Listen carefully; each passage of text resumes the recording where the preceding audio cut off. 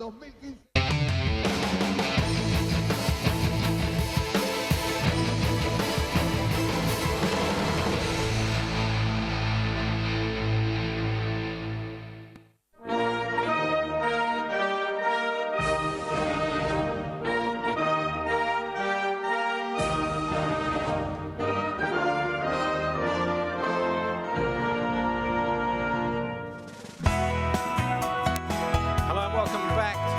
Patagonia, Argentina for MXGP round 3.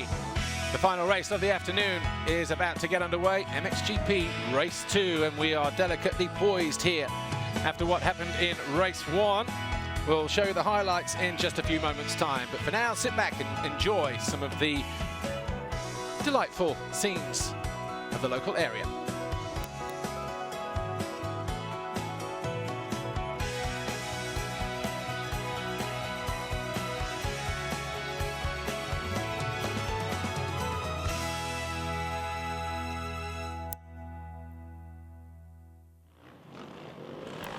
We're in the shadow of the Andes Mountains, and this Patagonia racetrack in the center of Argentina, outside the city of Villa La Angostura, is the host then for this third round of FIM MXGP World Championship. Been about 13 degrees all day long. It's been blustery. We've had some showers early on as well, but it's dry at the moment. And in MXGP, so far this season, it's worth pointing out that we have had 2 different overall winners. Of course, we're talking Max Nagl, Red Bull Ice 1 Husqvarna Factory Racing at the opening round in Qatar, and Ryan Villopoto last time out in Thailand. But it's Clement de Sal who arrived here with the red plate, the championship leader's red plate. And he's looking good to maintaining that as well. Just needs to get through the second race in a good position, and who knows, but he doesn't have much of an advantage over his rivals. And we will bring you highlights as to what happened in MXGP race 1 from earlier on in the afternoon. If you didn't catch it, well, it was a climatic ending that had all the thousands of people, the Argentines and other fans from all over South America, from Chile, from Brazil, from Colombia, from Uruguay. They were on their feet and they witnessed a great end to MXGP race 1. And here's how it played out a little earlier on this afternoon. Well, the gate dropped, and it was a good run-in for Max Nagl, but it was Sean Simpson who pulled the foxhole shot, but he ran a little bit too wide. Clement de Sal was right there where he needed to be. Villopoto had a great start. He was 4th or 5th. Cairoli tried to hug it around the inside, and he came out in 2nd, pushing Simpson back to 3rd there. Villopoto lost 2 places when Bobryshev and Van Hoorbeek went through in the wave section. That put the American down into 6th position. But he started to fight back immediately, found a way past the 89 of Jeremy Van Hoorbeek, and then started his charge towards the front of the field, passing Sean Simpson eventually, who, well, the Scot, making it very difficult for the number 2 green Kawasaki, the American. Thought he'd got through here, but Simpson was in the right place to respond immediately. And it wasn't until he ran too deep into this next right-hander that Villopoto squared off. Thought he'd made the pass at that moment, but good drive on the KTM from the 24 ensured that he found a way back past. And it was that kind of race in the early stages. Simpson eventually made a mistake through the waves here, lost drive and almost lost the KTM from underneath him, and that allowed Villopoto through, and he was on his way then. The 2 Yamahas of Roman Febvre and Jeremy Van Hoorbeek were both well placed at that stage, but Villopoto then went after Tony Cairoli, who was a few seconds down the track, and he got Max Nagl closing in fast as well, and the German on the Red Bull Ice 1 Husqvarna was making it very difficult for Ryan Villopoto. Tony Cairoli thought he'd made the pass stick on Clement de Sal there, but de Sal had other ideas and ran the Sicilian wide and regained the lead, and just remained cool, calm and collected, even though the 8-time world champ was right there on his rear wheel for the remainder of the race. Gauthier Paulin, well, he had a bit of a tough race, actually. Started in 11th, gradually worked his way up, had a couple of mistakes and an error as well. Eventually pulled his way up to 6th. So again, the result doesn't really do him justice. hopefully for him, there'll be a better start in race 2. But Ryan Villopoto eventually succumbed to Max Nagl, who went ahead of him into 3rd place. A couple of mistakes like that from Commander Sal allowed Tony Cairoli to close in the last few laps of the race. And he certainly put the pressure on the Belgian. Ryan Villopoto, though, found himself around 20 seconds adrift of the lead duo, Commander Sal and Tony Cairoli, as the race neared its conclusion. Stephen Frossard, the 183 on the Wilvo Fork Rent KTM, eventually came home in 13th. No points on the board, though, for Glenn Coldenoff, but it was a win for Commander Sal. Cairoli was 2nd, Nagl 3rd, Villopoto was 4th. And Gauthier Paulin eventually came home in 6th, just behind his teammate Charlier. A great ride for him in 7th, ahead of Fevre, Van Horbeek, Guarnieri. They were your top 10. Right, we're getting ready to go down to Lisa Leyland. She's on the grid, and she's got a double MotoGP world champion, Casey Stoner.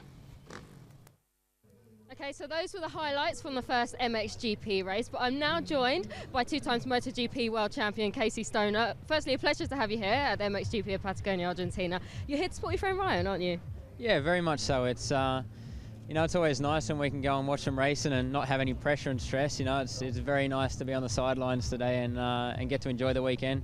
You know, being here in Patagonia, I think, you know, there's not many more beautiful places in the world, so it's fantastic. But you know, main reason for me is to spend some time with Ryan. You know, even though it's only a few days, it's very, very good to catch up and watch this guy. To be honest, in action live is just something that I've been wanting to do for a long time on the outdoors. So, you know, to finally be here and watch him ride's been fantastic. You said you don't have any pressure or stress. Do you ever get nervous as a fan watching races, especially when the first race with Ryan was so nail-biting as well?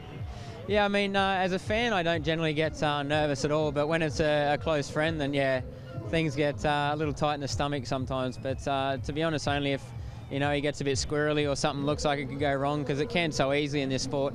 So, you know, first race didn't go to plan, but, you know, second race, a couple of different choices than what he did in the first, so things should be a little different.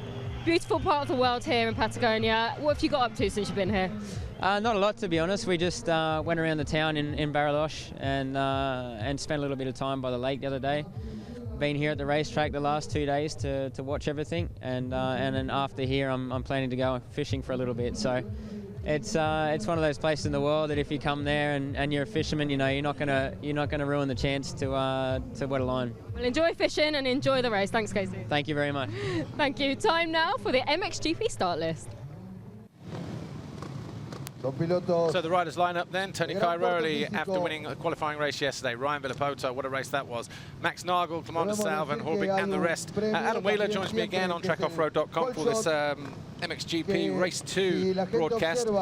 What a thrilling climax to the end of MXGP Race 1. Tony Cairoli and Commander Sal. Sal thought he'd just got it nailed, but Cairoli didn't let him off the hook, did he, in the closing stages? No, that's right, Paul. And a big crash on the, you know, coming into the second half of the last lap. You know, we were set for a grandstand finish, weren't we? So yeah, we were, and we didn't see the crash in the highlight, but we'll talk about that in a moment.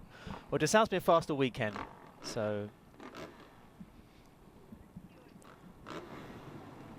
yeah, Sal's been fast all weekend. Set the best lap in time practice. A little bit unlucky in the qualification heat yesterday. He took 4th after a crash. Also a little bit of a collision with Max Nagl. And there he is on the battery Husqvarna. I was surprised at Max in the first race today, because obviously yesterday in qualifying he had a rocketing start, didn't he? He led Cairoli briefly and then took it to him. But then in the second half of the race, when Cairoli said, and there is the 8-time world champion, when Cairoli said in the press conference that he felt tight and the asthma was kicking in, he was trying to manage that situation. Ryan Villopoto come from out of nowhere, 7 seconds back, did away with the German in rapid session, you know, in quick succession, and obviously found himself on the rear wheel of Tony Cairoli, and we thought he was going to go and win it, but he didn't quite, did he? But that speed eluded Ryan Villopoto in that first race. First motor whole shot, Hitachi Construction Machinery KTM, Sean Simpson. Your bet for this one? You always put me on the spot. I don't know. I think Sal will pull a foxhole shot. He was close in the first race, but yeah, great start from, and no surprise from Sean Simpson. But you know, be interested to see what Ryan Villopoto does, because we know that if he gets a good start, if he pulls a whole shot, he is more than likely going to want to try and disappear and make these guys work for it. So he did that in Thailand in race 1. He did it in the qualifying race in Thailand. So he knows he can do it, and everybody else knows as well. Watch number 12, Max Nagl. I think that Husqvarna is going to get right up there. Yeah, Max Nagl was a rocket ship yesterday, but 15-second board is up. Ingo Parch, our race director, down there calling the shots. He will tell that board to drop to 5 any moment now. And here we go. We're getting ready to go racing here. MXGP race 2 gets under the way. And away we go. And down into turn 1. Max Nagl, I think it was very tight though. Desal and Cairoli on the outside. 3 abreast as they went through. It's going to be very difficult for our guys to call that. And Cairoli hugging the inside, but it's Desal who leads away at the moment as they come over the first hill. There's Todd Waters, and he's around about 10th place, I would think. But where are all the main players? Desal, Cairoli, Nagl, Bobryshev, Koldenhoff, Simpson, Fevre, Van Hoorbeek, Waters, Frossop, Villopoto down in 11th place at the moment, but expect him to work his magic. Here he is already coming around the outside on the entry to the wave section. But Desal getting another lightning start, and Tony Cairoli going with him this time. Villopoto just getting that shape, Paul. A fantastic first corner by Clement Desal. Just took the lead. Let's see if he can check out again, or at least forge a margin in these opening laps. The rider not used to being there this weekend. 259, Glenn Koldenhoff. Oh, and it's him and Simpson banging bars. We've got a rider off the side of the track. I think that might be one of the locals. And we've got a rider down coming out of this right-hander, and it's the HRC, Bobryshev, and is that one Simpson of the... as well. Yeah, Simpson again. So and someone at the bottom of the hill, one of the KTMs, Paul. And that's steaming. Oh, it's 11, it's Bengtson. Yeah, the Hondas. 24 MX. Yeah, so just wondering whether he's still got his radiator cap on there. But Cairoli just going through, and then Nagl just behind him, and then Koldenhoff. But Ryan Villopoto, all eyes will be on him as he comes through. But there's Desal, there's Cairoli. 3rd is Nagl. 4th is Van Hoorbeek. 5th is Koldenhoff. 6th is Villopoto. 7th Waters. 8th is the 23 of Christophe Charlier as they work their way behind us here. 461, Roman Fevre is 9th, and Gauthier Paulin 10th ahead of the number 28 of Tyler Rattray. So over the line for the first time then. And it's Clement Desal with a slight advantage over Tony Cairoli, and this one went all the way to the checkered flag in race 1. Tony Cairoli won't want to take it to the wire this time out, will he? He'll want to try and get past Desal on the Suzuki and check out if he can. But here's a rider that had a tough first race, Jeremy Van Hoorbeek. A couple of mistakes, one in the wave section, another one over the far side of the circuit. Don't know if you've had a chance to talk to him, have you, in between the races, him or Roman Fevre? Jeremy was deep in confidence with the team when I went round there, Paul, but he has got a sore wrist from what I understand, so let's see how far he can push throughout the rest of this moto. Villopoto already looking to move up past Glenn Koldenhoff. Yeah, I think he's just found a way. Yeah, Waters just behind him, actually, just there on the Red Bull Ice one, Husqvarna. But yeah, Villopoto there, number 2, round the outside. He's going to try and square it up the inside of the 259 of Koldenhoff, who runs it too wide, but Villopoto follows him in. Both riders chasing down. Jeremy Van Hoorbeek. Hard pace going down here in the early laps of this second MXGP race, and round the outside, not looking to follow Ryan Villopoto as he goes after the Suzuki of Koldenhoff. He's going to merge to the right-hand side of the young Dutchman. He's got a nice line through the wave section here. Gets the drive down, and he'll take a wide sweep and cut back at the end of that right-hander. That's where Van Hoorbeek went off in the first race. Wait for them to emerge back into sight, and you see how the riders are crisscrossing. It is the most open track we've had this year so far, isn't it, Adam? You know, it's very flowing, very wide. The riders were saying it wasn't fast yesterday, but the guys that designed the track and built the track said, okay, we'll see what happens later, because it will rut out, it will get choppy, and that's exactly what we've got here. A very challenging, physically racetrack. Yeah, and that was exactly Thomas Covington's words, Paul. Just spoke to him, and he said it's the best track of the year, a lot of line choice, a lot of passing places. Keeping a look on the back of the picture there. Yeah, Villopoto in 5th now, hugging the right-hand side as he comes down into turn 1, looking to find a way at the inside of Van Hoorbeek, pushes him wide. So the American now up into 4th place. But it was Villopoto who set the fastest lap of the race that time around, 1:49.359 compared to the 49.8 of Desal, the 49.6 of Nagl, and the 49.5 of Van Hoorbeek. So look at Nagl around the outside. Will he square it back? Well, Cairoli knows he's there. Oh, easy in the end for the German. That's exactly how Nagl passed Villopoto on a different part of the track with the same speed and sort of like just he's got that Husqvarna handling so sweetly, Paul. It's, he admits as much as well. If you talk to him, he just says the work they've done on the suspension, he couldn't be happier with it. He loves that bike and he loves the team as well. He's never felt more at home, has he, in the last 2 or 3 years than where he is right now. If Max Nagl can stay healthy, Paul, stay out of the medical centre, then he's going to be a championship contender this year. He's got the speed to do it, and now he's got the people around him. He looks good on the bike as well. 2 years of HRC, only really sort of gelled with everything that he had at his disposal in the last 2 rounds of the season last year. And in that case, he won and finished second. So that goes to show that the German is still up for producing results like this. And Villopoto just going taking some strange lines there, isn't he? Well, you know, you can't take your eyes off him. He is one of the most exciting, if not the most exciting rider in the world to watch, you know, because he wears his heart on his sleeve. He gives it all, doesn't he? That throttle hand is all the way down to the foot peg and even further down. You know, that thing is on full lock all the time. You know, as a consequence, sometimes, you know, gets a little bit out of shape, but that's what makes him so exciting to watch. And, you know, in comparison to someone like Clément de Sal, who just looks like he's in cruise mode, but obviously very, very fast with it. But I tell you what, we're going to have a pretty interesting 25 minutes plus 2 laps to go here, because how far apart? 4.7 seconds apart. Max Nagl now the fastest man on the track by about a half a second. 49.1 by Nagl. And he's right on the rear wheel of our race leader here, number 25, Clément de Sal. So the Rockstar Energy Suzuki trying to pull away. As we look at a replay of the start, de Sal gets a good drop. Bobryshev also did, you know. Charging into the first turn, and Nagl. Watch de Sal here. Just cutting a little tight. Yeah, did that in the first race when it was Simpson alongside him. Cairoli just wide.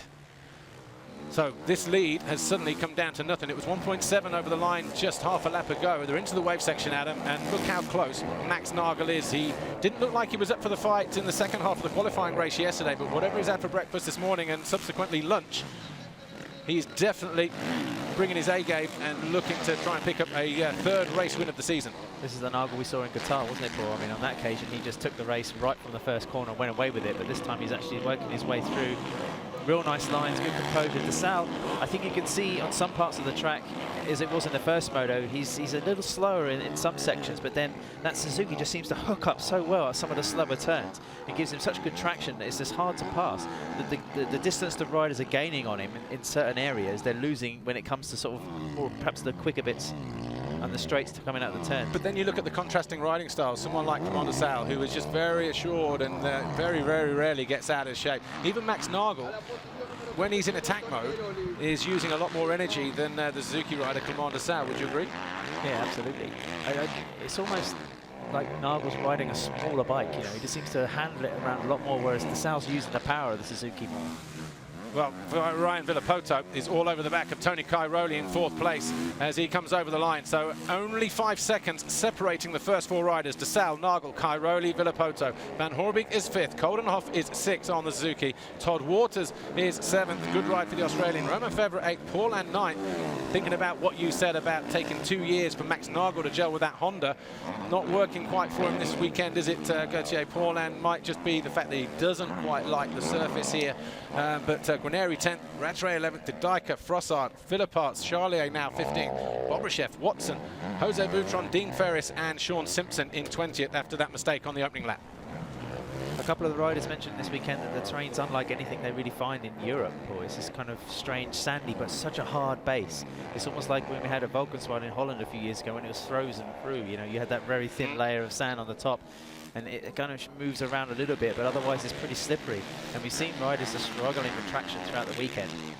And to some people haven't been getting on with it. David Philipparts, Gauthier Paulin, usually, you know, so strong in Lommel in the sand last year. Look at the difference in lines there. You get Ryan Villopoto up on the left-hand side, up into that hairpin on the bank, using the outside. Is it quicker? Yes or no? It certainly looks quick, and that was the case yesterday in time training. Again, like in Thailand, for instance, or maybe even Qatar, you would look at him and think, wow, man, this guy is on it. But then he would be 2nd or 3rd or 8th or 9th. And you think, but that's impossible, you know, when, again, as we saw. But, you know, you can see now he's visibly closing in on Tony Cairoli. So whatever he's doing, it's working, it's effective. But only in certain sections, Paul. I mean, like Cairoli in comparison, you know, pulls away. I mean, Brian was close to that. Simpson off again. I spoke to him after the first moto. He said he's just struggling with grip, front and rear. Just taking a little bit of a bash to his confidence, I think, this weekend. So out of the final turn, over the finish line then. Kawasaki and KTM both urging their riders on. I wonder if that's deliberate, that those guys are next door neighbours down in the garages this year. Cairoli then, he's in third position at the moment. Ryan Villopoto has pulled back the deficit. Not sure, were you able to speak to him at the end of the first race? Because obviously, you know, again, just like we saw in the second race in Thailand, Ryan Villopoto, when he had that clear track, we kind of expected him to close in on Desal and Cairoli, but it never happened. It didn't quite happen again, did it? He was 20 seconds adrift at the end of the first race. But as Casey Stoner said, who's obviously here as a friend of Ryan Villopoto's, he will be privy to maybe certain parts without giving anything away. He said, you know, he's obviously made a couple of changes to what he had in the first race, and whatever they are, they seem to be working at the moment. He's right on the rear wheel of Cairoli, and he's pushing for third position in this race with 20 minutes to go. Yeah, I spoke with one of the KRT mechanics, and they said, I asked if there were going to be any changes, and the reply was, well, we have to. Yeah. So, you know, that pretty much summed up how Ryan was feeling in the first motor. Difference in lines here. Cairoli still going tight, but it does look more effective up that inside. So, back to what we were saying earlier. And Nagl looked like he was...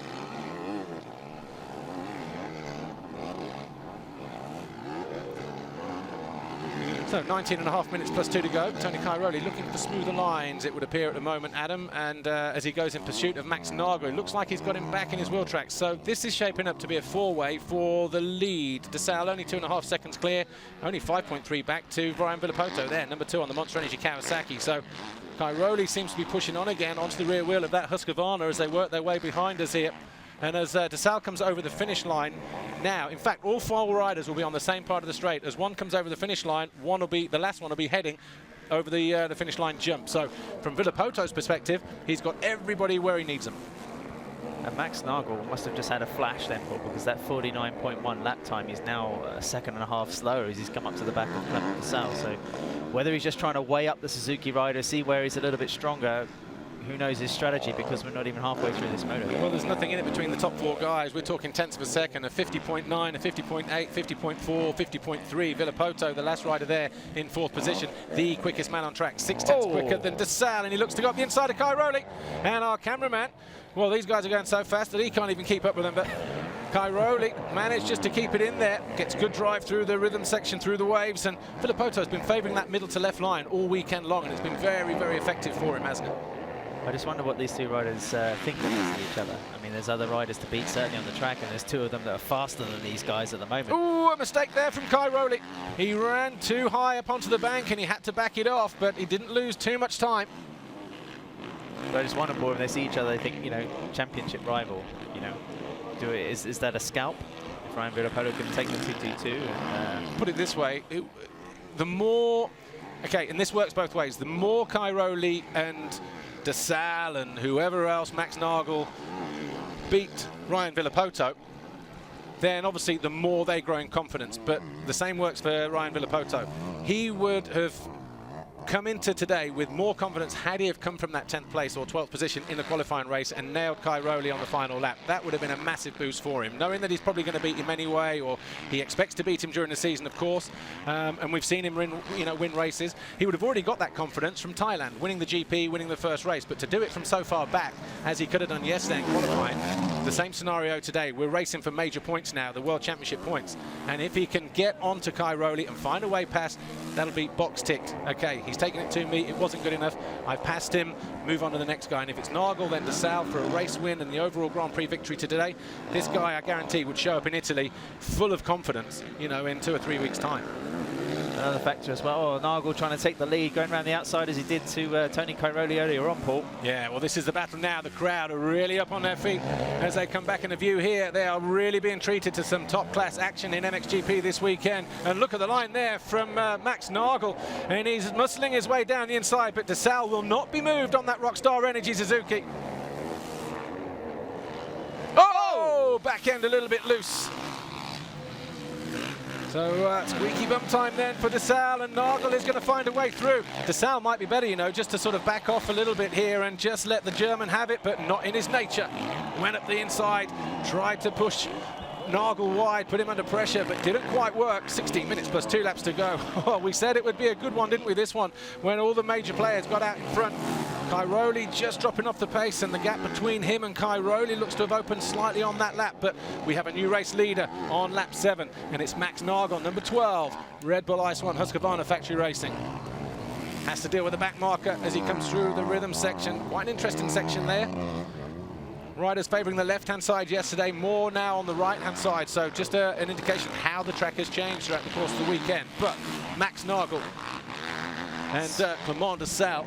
Similar scenario to the MX2 motorsport. It's a case of adding up the points, isn't it? Is Clement de Sal really going to push and take a risk when he knows he still has the overall so far? Like you say, Cairoli's and Villopoto right behind him, so he can't afford just to ease off and think, well, I'll take second position. Well, Ryan Villopoto is going nowhere. Look, 4.4 seconds separate him and Max Nagl. Nagl, the race leader, and that gap has come back. You know, when we had a wider camera shot halfway around that lap 7, just a moment ago, it looked like Villopoto just made a mistake, maybe just lost the toe, but he's right back there where he needs to be. Cairoli is certainly going to be feeling the wrath, and here in that 450 Kawasaki behind him. But what a ride from Max Nagl. Great performance from him in race 1 as well. He was outside of the top 10 and he worked his way up into 3rd place. Just a shame that de Sal and Cairoli were pretty much, well, they weren't already gone, were they? It's the mistake from Cairoli on the final lap that allowed Nagl to close back in. I think de Sal must have something in the locker pool, because he was the one that was slower on the last couple of laps. It wasn't a case of Nagl dropping his speed again, because he's still settling into those 150 lap times. De Sal was the one who dropped off by 1.5 seconds and then lost the position to the pass. The first time he hasn't led the Grand Prix all weekend.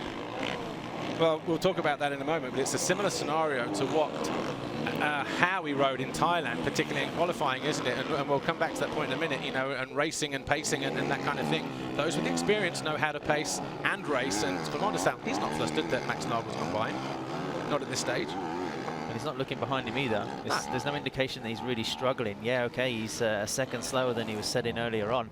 Maybe just getting through the back markers. Another factor that we can also mention is the track is at its roughest. It's been all weekend. Ryan Villopoto was able to come up from the top 10 to challenge Cairoli for pole position yesterday. That was on a reasonably new, fresh, layered track, but now it's pretty treacherous out there.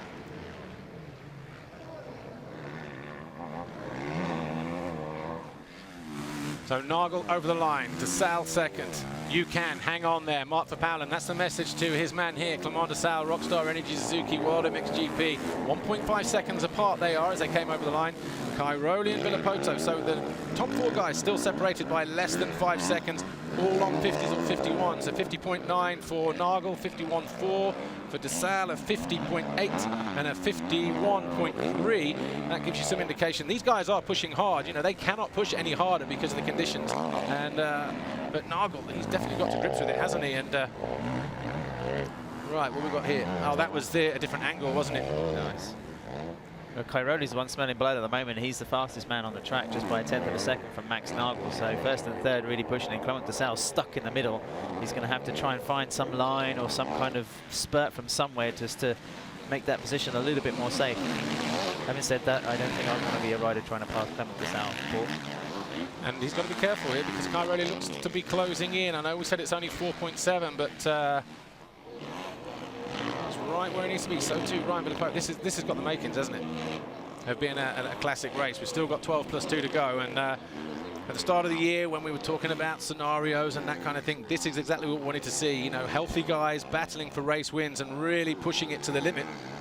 Which case, this guy was very much included in that scenario. We've got 8 in Grand Prix this season. You know, we've got 3 in the bag after this weekend, but the top 2 in the championship at the moment are not Tony Cairoli and Ryan Villopoto. Yep. So it's the experts aren't always so expert. So de Sal would win the overall if it was to stay like this, a win in a second. Nagl, and that would give him 47 points. Nagl would be second on a 45 with a third in race 1 and a win potentially here in race 2. Cairoli would be on 42 with a second and a third, and Villopoto here, 2 fourth place finishes, 36, so he would lose a little bit of ground, and the championship would see de Sal stretch to 135 over Nagl on 123, Cairoli 121, and Ryan Villapoto on 106. Look at this battle of the Yamahas, Paul. There's quite an interesting situation here. I mean, Jeremy Van Horbig just trying to get his season launched at this Grand Prix after 3, and Roman Febvre, the young pretender in the squad, the MXGP rookie, having a great start to the season. I mean, there's a complete contrast in that team in terms of confidence and mentality at the moment. And if Febvre just blasts past the Belgian, then it's just going to get even more slightly kind of thick, that atmosphere in the squad. He was unlucky. He had a big crash through there in the first race, Jeremy Van Horbig. And then he ran off. I think he'd ran off before then, actually, when he was ahead of Sean Simpson and a few other guys. But he doesn't want to be getting passed by his teammate. Right on cue, Roman Febvre, who gets a bit of a kick there. And yeah, well, that's Jeremy Van Horbig. He will not like that. Rule number 1, beat your teammate. Febvre just riding the 450s like he's been doing it for years, Paul. Yeah, and he's going to open the door here, and Van Horbig, well, he won't make an attempt to turn. You run me wide, I'll return the compliment. I think it was just Van Horbig possibly made a mistake in that first left-hander that allowed Roman Febvre to get back inside him, but... Is Febvre being diplomatic? Nah, possibly. Maybe, who knows? Is that on the fence? Or there's what? absolutely no team orders, I'm sure of that, but... Roman's quite a smart rider, so I don't think he'll be doing anything too crazy in these early stages of 2015. No. Well, he was on our studio show yesterday, wasn't he? MXGP TV, back end gets a little bit loose on him, pulls the clutch, stops it from stalling. Are they still on electric starts this year now? Yep, so Van Horbig ran it last year. Both bikes have got it this year, just like the KTMs. That's cost him a half second. Benson? Yeah. Obviously had that excursion, lap 1 or 2, a little bit of steam coming out of it. Just wondering whether he's damaged radiator possibly on the 24MX Honda. Just looking out for his teammate as well, Paul. Christophe Charlier couldn't ride first Grand Prix of the year on that, Honda 450. TRF, leg injury, Qatar. Yeah. Just right leg, couldn't race. Where is he now? 15th in the second race. But just looking at our timing screen there, Nagl 3.4 clear of DeSalle, Cairoli another second further back. Ryan Villapoto now has dropped 3 seconds off the back of Tony Cairoli, so 7 seconds dropping the first 4. Covering the first 4 guys. But Cairoli getting ever closer as they go through the back markers. DeSalle could find himself relegated a position without even knowing it. Well, we saw how he responded in the first race through turn 2. Cairoli had him down the start straight into the first corner, round the outside. DeSalle just squared him off through turn 2, beelined him, ran him wide at the exit of turn 2. So we know that he will respond, and this is now critical, because if DeSalle does lose a position here to Tony Cairoli, that'll be Max Nagl winning the overall Grand Prix. Possibly, will it? Yes, it will. Yeah.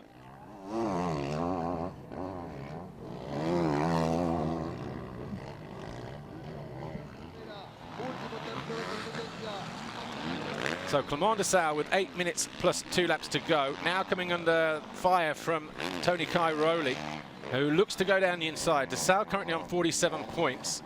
If Cairoli finds a way through, that would put DeSalle on 45 and Cairoli on 44. Nagl would not change, he would be on 45. So that is how close it would be if Cairoli finds a way through now. And there's no saying that Cairoli wouldn't go on to challenge Max Nagl in the remainder of this race. And this is exactly what DeSalle did in race 1. Cairoli knew it, and he said, he's probably saying to himself, if I do find a way through, and look at that, showing him a rear wheel as well, making his KTM as wide as possible. DeSalle won't take too kindly to that. He will retaliate straight away. He knows that the overall Grand Prix is on the line here. He's the championship leader, but yet to win a Grand Prix in 2015. He's won a race, but he wants the GP. And Cairoli, though, how many times have we seen this, Adam? Getting his head down this time of the race again within the last 10 minutes, and that includes the 2 laps to go. Top 5 riders in this race, all within the same second, so they get down to the crucial stages of this moto. Cairoli setting the fastest second sector of the race on lap 11 that time around, a 24.2. Still 3/4 of a second quicker than Nagl at that point. But that second corner was perfect, wasn't it? Just started on the inside, drifted around the outside, took the position, and had a little look behind on the jump as well, so to say, well, okay, that's mine. It'd be interesting to see as well what Ryan Villapoto has to offer this group, because obviously, although he's 3 seconds down, or 3 seconds down on Cairoli at the start of that last lap, It's Nagl now who's found himself in 3rd place. He'll be the next man on Villopoto's radar. That move, lap times, yeah. That move by Cairoli puts him up to joint 2nd in the championship if it stays as it is. It's not one at round 1 though, is it? Or round 2 or round 3. But it certainly gives you a bit more belief, doesn't it? It's like Cairoli, you know, winning that 2nd race in Thailand after going 5th, 4th, or 3rd, 4th, 5th, and then a win to get himself, 3rd overall. That was a podium and a race win for him. But then it's a boosting confidence on its own, isn't it? I would say, okay, it is round 3, but when was the last time we had 4 riders within 30 points of each other, less than 30 points of each other after the first phase of the championship? These first 3 non-European rounds. Keeping an eye on this gap then. Nagl, 152.1, and 4/10 quicker was Ryan Villopoto. So this guy is not out of the woods yet.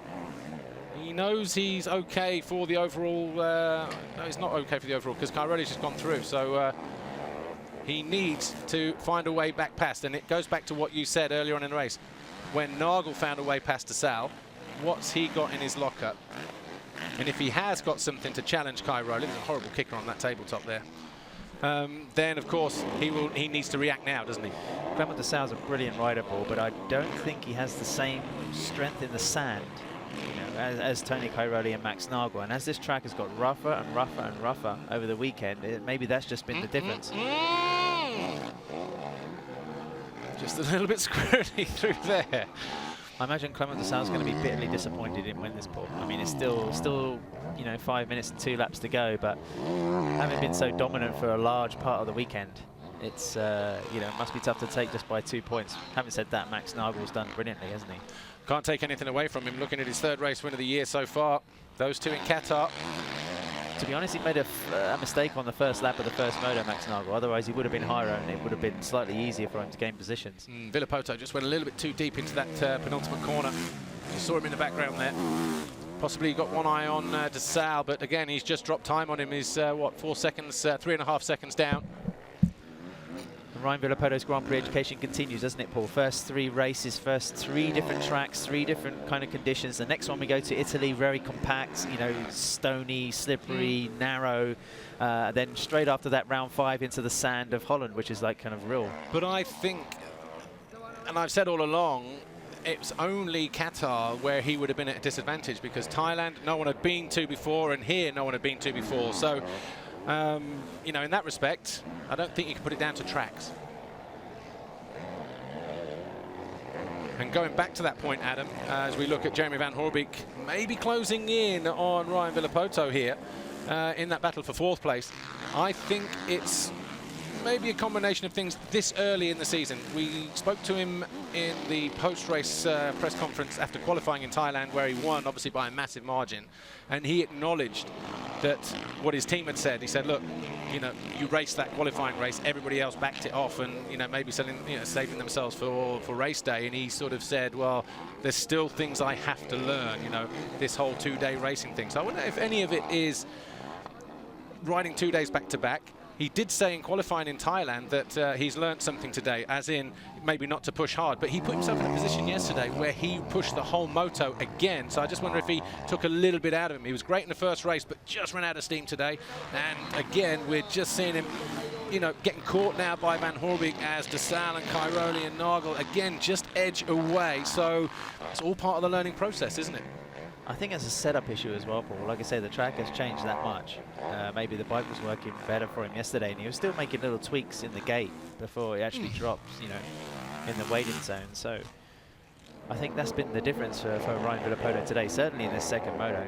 Just watching him there as well, he came down past the start straight, down past pit lane. He was hugging the inside, and he actually then almost locked up in turn 1, bounced off the turn and went again. Van Hoorbeek was a little bit more fluid, and so when a rider's hugging that close, he's trying to stay out of the bumps there. So it might just be a setup issue. Maybe he doesn't have the confidence to push over the more gnarly stuff like these guys who obviously have a year or 2, depending on which way you look at it. You know, Nagl obviously first time on a Husky, Van Hoorbeek 2nd time on a Yamaha, for instance. Cairoli since 2010 on KTM, and Suzuki forever with Nagl. Webber not out of the equation, another rookie in every sense, Paul. New team, new bike, new class. So 3 laps to go. Yeah. Well, actually, probably Nagl going to make the finish. Yeah, it's going to be 4. Just looking for Nagl actually now. He is going to be in the rhythm section over here somewhere behind us any moment now, but Van Hoorbeek and Febvre, those two not done yet. And Jeremy Van Hoorbeek, he'll be pleased that he's laying down the law to his younger teammate in this second race. But Romain Febvre, honest and in his views yesterday, wasn't he? He said, you know, obviously he had a third place finish and was just off the podium a week ago, or a round ago in Thailand. But this week he said it could be 8th, or it could be 5th, or it could be 9th. Or there's no pressure on him. There's no pressure from Yamaha. Yeah, Van Hoorbeek very much looked as the championship contender, the team leader, if you like. I mean, that's a nice little radar for Febvre to be operating under. I'll tell you what, it just got tasty. Ryan Villopoto is all over the back of Clement de Salle with 2 laps to go, 3 laps to go, because there's Nagl. He's out of turn 1. Cairoli not far behind him. He's 4 seconds back. So we've suddenly got Cairoli clear by 4 seconds. But de Salle, Villopoto, Van Hoorbeek, there's going to be a 3-way here for 3rd place any moment now. There is de Salle. He is now massively under pressure from Ryan Villopoto. So the rider that we thought would be the steadfast one, the one that we wouldn't see falter in the closing stage of this race, Clement de Salle, has done just that. And the rider that just started to fall off the radar a little bit in the first race, certainly, and looked to be losing ground early on in this race when the other guys were going away. Ryan Villopoto is coming back into it and is bringing Jeremy Van Hoorbeek with him. And there's nothing between those two guys either. So back markers and mistakes now really we're at a critical point of the race, Adam. Yeah, Clement de Salle had a freak lap there for 53.5. He's now just set a split the same time almost as Max Nagl. So de Salle really, maybe a back marker, I don't know. Another mistake late into the moto. Well, here is de Salle, there's Villopoto, and then the blue Yamaha just nudging his way past the local rider up the inside, or I'm assuming just because couldn't see the number on the bike there. So we've got de Salle, Villopoto, Van Hoorbeek, absolutely could throw a blanket over all these 3 guys here. This is a battle for 3rd, Adam, and it will have a massive impact on the podium as well. Because Villopoto, he's not on the podium at the moment, and no, he's not going to make it, Paul. No, he's not too big a difference. No, Cairoli's on a 44, Villopoto on a 36. He would have to pass another 2 positions, I think, to get into contention. I tell you what, Ryan Villopoto will do from this, though. Even if he stays there in 4th place, he will go away from that, knowing that actually in the second race, his gap to the leaders was a lot less, because it was 20 seconds off the pace, wasn't he, in the first one? He's right there challenging in this second one. So maybe they've made changes, yes. So it's definitely not, I wouldn't have thought it's a fitness issue, not at all. It might just be down to setup and just getting those final tweaks. But he's going after de Salle, he's got him right in his sights, and when Ryan Villopoto gets someone like that in his sights, he definitely goes for the jugular, I would think.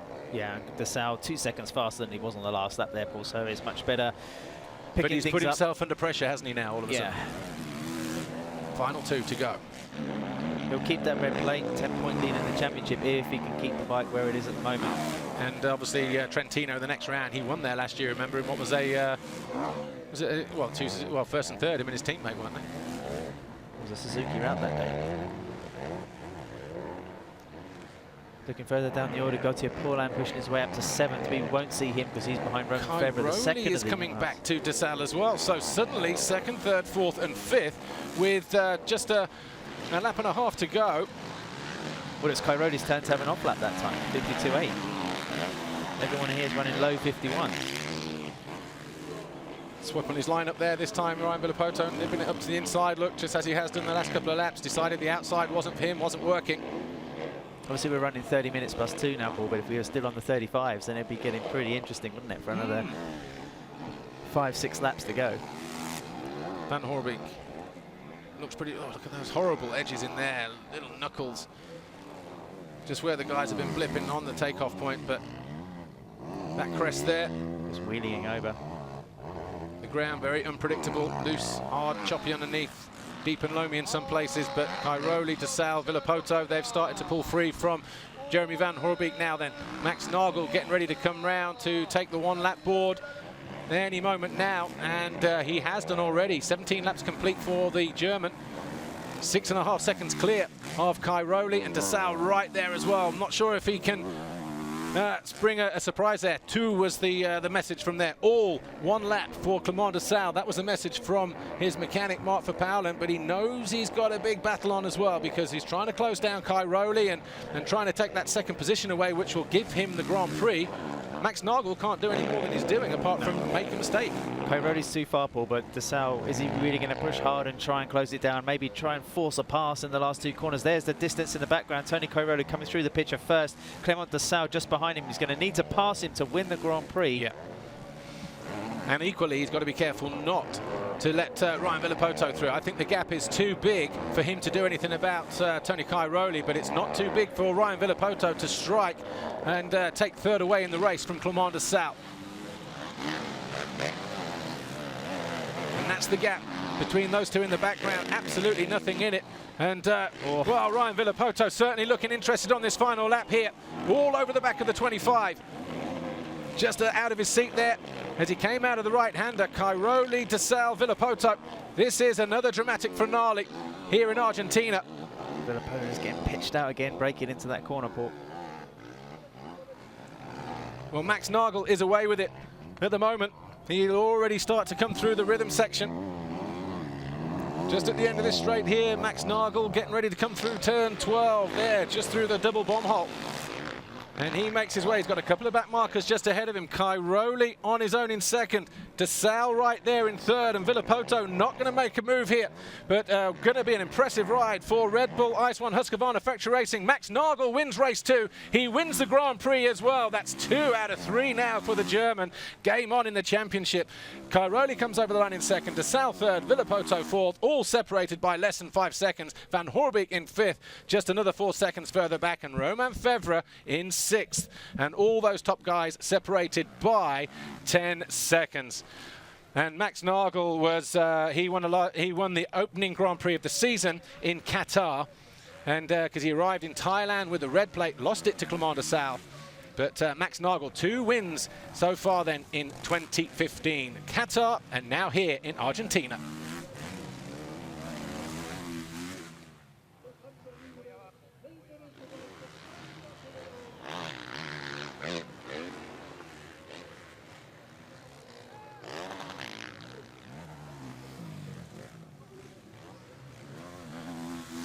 So, Max Nagl, your race winner from race 2 and your overall Grand Prix winner here as well. Here's Lisa Leyland.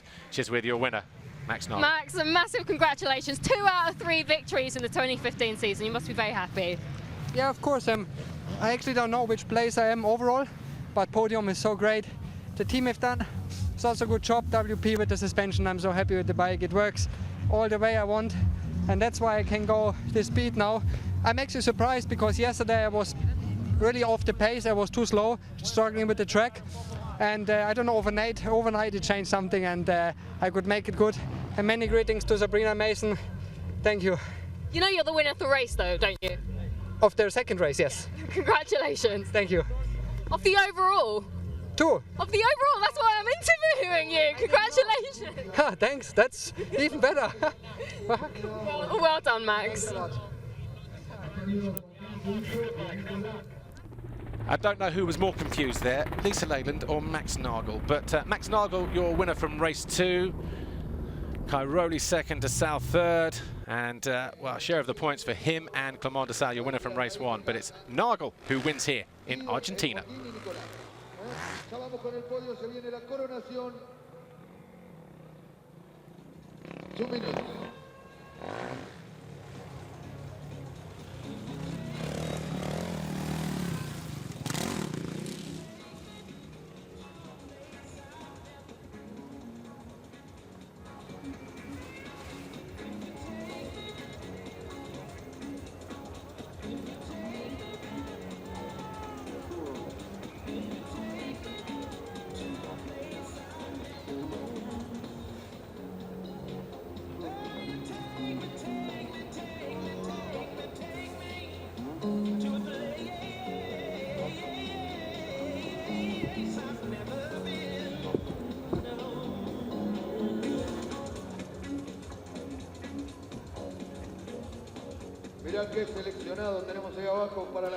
So Max Nagl wins race 2 and the overall Grand Prix. Then he shares 45 points with Clément de Sale on the Rockstar Energy Suzuki. Cairoli, 44 for him. Villopoto, 4th overall this weekend, ahead of Paulin, Van Horbeke, Fevre and Bobryshev. Waters, 9th, Coldenhoff, 10th. And then it was Guarnieri, De Dijker, Charlier, Frossard, Watson and Simpson. They would have been hoping for better than that this weekend. Philipparts, Rattray, Ferris, Boutron and Bengtsson, the point scorers today. Overall in the championship, de Sale still leads. He's got a 10-point advantage over Nagl. Cairoli, though, on the same points. Villopoto now 27 off of the lead, stays 4th. Paulin moves up 1 ahead of Fevre. And then Bobryshev and Waters both move up in the standings. Jeremy Van Horbeke moves up 3 to 9th, so inside the top 10 now. But Strybos, obviously not here this weekend, is now placed in 10th. La placa roja. Clément de Sale, todavía Suzuki tiene el privilegio de llevarse. Suzuki lead the way in the Manufacturers' Championship, but only by 6 points now over Husqvarna. KTM 3rd, and then Kawasaki, Yamaha, Honda and TM. El piloto belga Clément de Sale. Segundo triunfo, repite ganador en 3 carreras. El MXGP. Well, Max Nagl also picked up a Fox Holeshot Award. So the Red Bull Ice One Husqvarna factory rider is starting to notch a few of those up now. He has 3 and leads the way. Remember, it's 10,000 euros at the end of the season for the rider with the most Fox Holeshot Awards. And podium time. So we're getting ready to go down there, but Max Nagl, what a weekend it's been for him. After 7th in Thailand. Well, Tony Cairoli, Red Bull KTM Factory Racing, he maps the 3rd step of the podium. Got a lot of support here this weekend, but 2nd overall. He'll be disappointed, I would think, after, well, in some ways, yes, but Clément de Sale, 2nd overall, Rockstar Energy Suzuki World MXGP. He was a winner in race 1, but he had to settle for 3rd in race 2. But he does maintain the championship leader's red plate, so there will be still a smile there from the Belgian. So 2nd overall then for Clément de Sale, but a winner for the 2nd time in 2015. Red Bull Ice One Husqvarna Factory Racing, the German Max Nagl, a winner in Qatar with 2 race wins, a winner here with a race win, and a 3rd from Moto number 1. And he stands proudly on the top step of the podium for the 2nd time in 2015. And Antti Pyränen, the team manager for Red Bull Ice One Husqvarna Factory Racing, congratulates all 3 riders. He would have already congratulated his own rider, of course, Max Nagl, but Kimi Räikkönen, the team owner, I'm sure will be rubbing his hands with glee as Cairoli takes his 3rd place trophy for his efforts this weekend.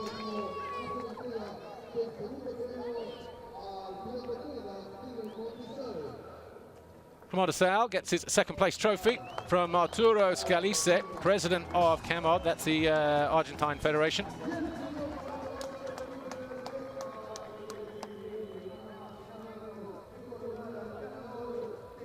What a day for Max Nagl. He takes his winner's trophy. Jorge Sapag, the governor of Neuquén. This is the province where we are. And in his program notes, he was very enthusiastic about us coming here and spreading the word as to what Neuquén and Patagonia is all about. And it really is a beautiful part of the world, as Casey Stoner alluded to at the start of the race there when we spoke to him on the pre-grid interview. But Tony Skillington, Leandro Batoya, Ministry of Territorial Development of Neuquén, handing the manufacturer's trophy. Husqvarna, of course, winning manufacturers this weekend. That's the 2nd winner's trophy of 2015 for the Austrian firm. But Clément de Sale obviously maintains the championship leader's red plate, and Tony Skillington, the FIM CMS director, on hand to present it. That's back-to-back red plates now for Clément de Sale, who now leads by 10 points in MXGP. Photo opportunity then for the journalists. And another reminder there's how it finished. Nagl to Sal Cairoli, all separated by a point. National anthem time for Germany, and Max Nagl though.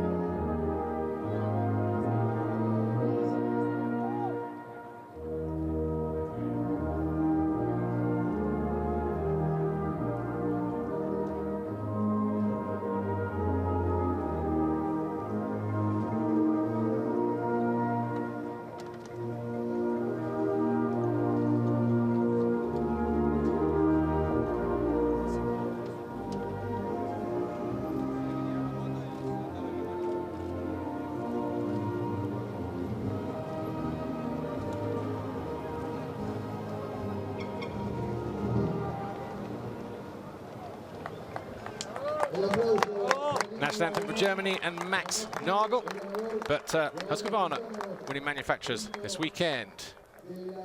National anthem for Austria.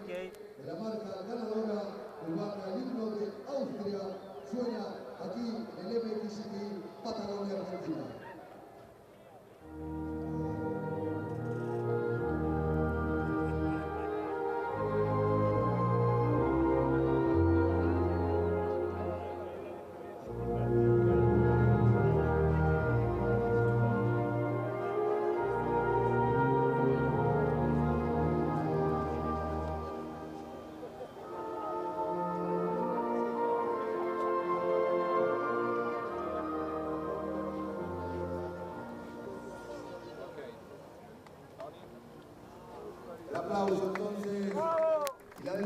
Your overall podium then this weekend, MXGP of Patagonia, Argentina. Max Nagl stands proudly on the top step for Red Bull Ice One Husqvarna Factory Racing. Clement de Sal, Rockstar Energy Suzuki World MXGP, second overall. Those two sharing a first and a third apiece. But Tony Cairoli just finishing 1 point adrift. He's on the podium again in 2015. But this weekend, the Red Bull KTM factory rider has to settle for third.